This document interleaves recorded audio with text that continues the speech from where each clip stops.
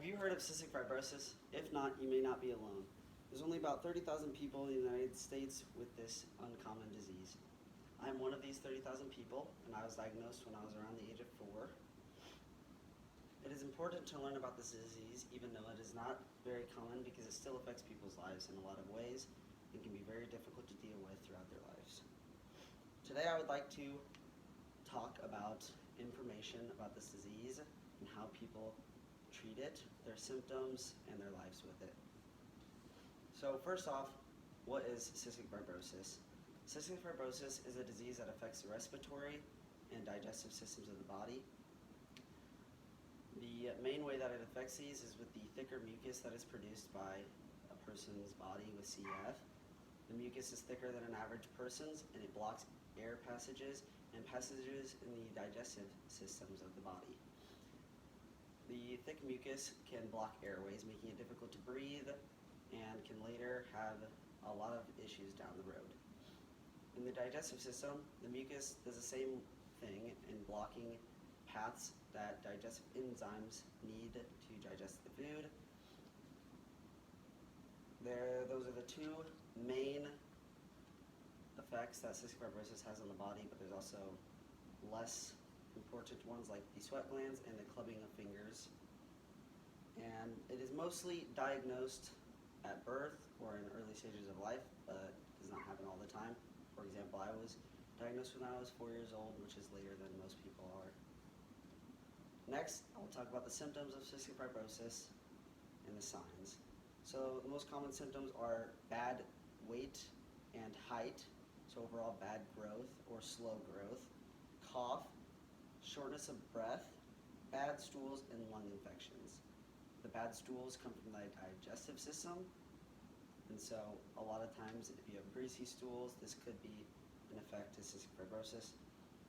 Bad growth is also to do with the digestive system, trouble digesting food, has trouble gathering the nutrients that is necessary for growth. Cough and shortness of breath are the two main symptoms when dealing with the lungs.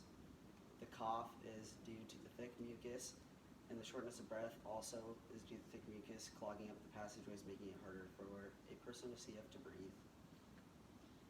The main treatments include a vest, nebulizer, and different types of pills or hospitalizations.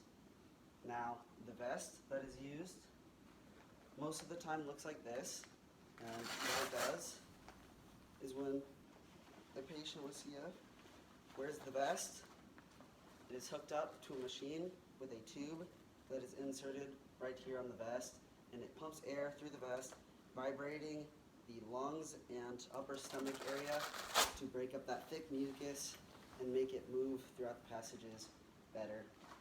This can also be done via physical therapy or other similar machines that break up the mucus in the chest and stomach.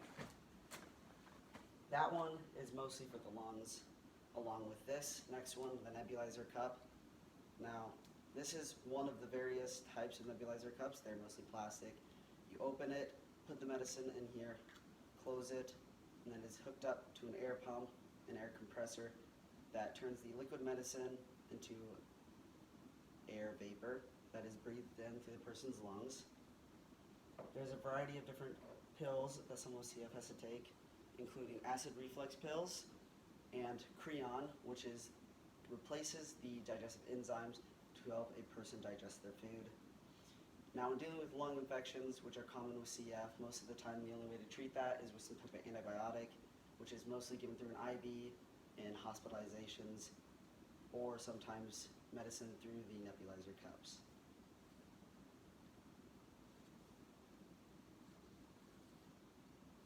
Okay, so today I hope you guys learned a little bit about cystic fibrosis and how it affects people's lives and all of the stuff that they have to go through. With technology and the medical industry advancing farther and farther, people with cystic fibrosis are able to live longer lives than they ever have before. Fuck. Good job, kid.